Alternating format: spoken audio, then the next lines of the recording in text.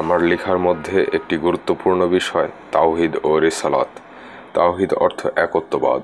তাওহীদ ইসলামের মূল শিক্ষা, মূল বিষয়। তাওহীদ ঠিক, ঈমান ঠিক।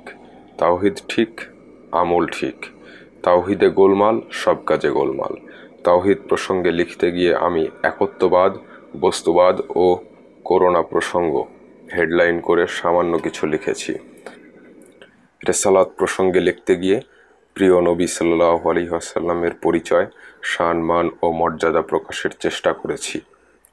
আল্লাহর দ্বীন প্রচারের ধারাবাহিকতা যদি আদি পিতা হযরত আদম আলাইহিসসালাম হতে আরম্ভ হয়, এই ধারাবাহিকতা কিয়ামত পর্যন্ত চলবে।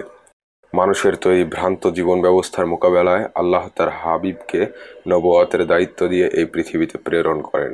তার উপর নাজিল করেন সর্বশেষ ও সর্বশ্রেষ্ঠ আসমানি কিতাব আল কুরআন। আল্লাহর প্রেরিত নবী রাসূলগণ সত্য, আল্লাহর কিতাব সত্য, আল্লাহর দ্বীন ইসলাম সত্য। এই মহাসত্য প্রচারের উদ্দেশ্যে সত্য যুগে যুগে নাম দিয়ে আমি বইটির নাম করেছি।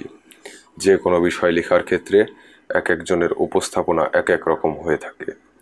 আমি অত্যন্ত সহজ সরল ভাষায় বইটি লেখার চেষ্টা করেছি। আমার চিন্তা, চেতনা ও লেখার মধ্যে ভুল ত্রুটি হওয়া স্বাভাবিক। সম্মানিত পাঠকদের কাছে বিনীত আর্জি, আমার লেখার মধ্যে ভুল ত্রুটি পরিলক্ষিত হলে জানিয়ে দেওয়ার জন্য বিশেষভাবে অনুরোধ করছি। আলহামদুলিল্লাহ, আল্লাহ আমাকে মুসলমান হওয়ার তৌফিক দান করেছেন, ঈমান নসিব করেছেন, আহলে সুন্নাত ওয়াল জামায়াতের অন্তর্ভুক্ত করেছেন, এই দুনিয়াতে শ্রেষ্ঠত্ব দান করেছেন, রাজত্ব দান করেছেন। এত সব নিয়ামতের শুকর আদায় হিসেবে আমার এই ক্ষুদ্র চেষ্টা।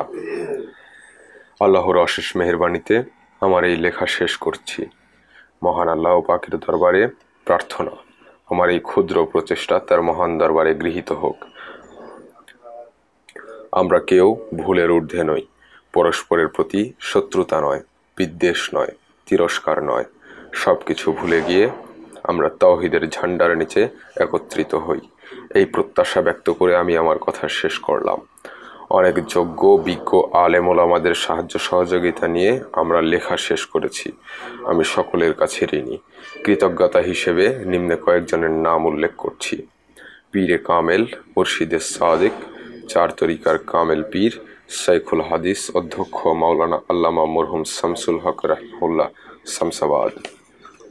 তার দোয়া ও পরামর্শে আমি অনেক বরকত লাভ করেছি। আমার এই লেখায় তার দোয়া ও পরামর্শ রয়েছে। হাফেজ কারি মাওলানা বাইজিদ হুসাইন সালেহ, খতিব হজরত খাজা মঈনুদ্দিন চিশতি রহমাতুল্লাহ আলাইহি জামে মসজিদ, পোস্তগোলা, ঢাকা। ধর্মীয় আলোচক ও উপস্থাপক Bangladesh television, Bangla vision, Bangla TV, 21 TV, Bijoy TV ও জি টিভি।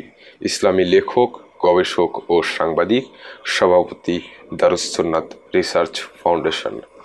আলহাজ হজরত মাওলানা মোহাম্মদ নুরুল হক, হাফেজ কারি, পেশ ইমাম, মসজিদে গাউসুল আজম কমপ্লেক্স, ঢাকা।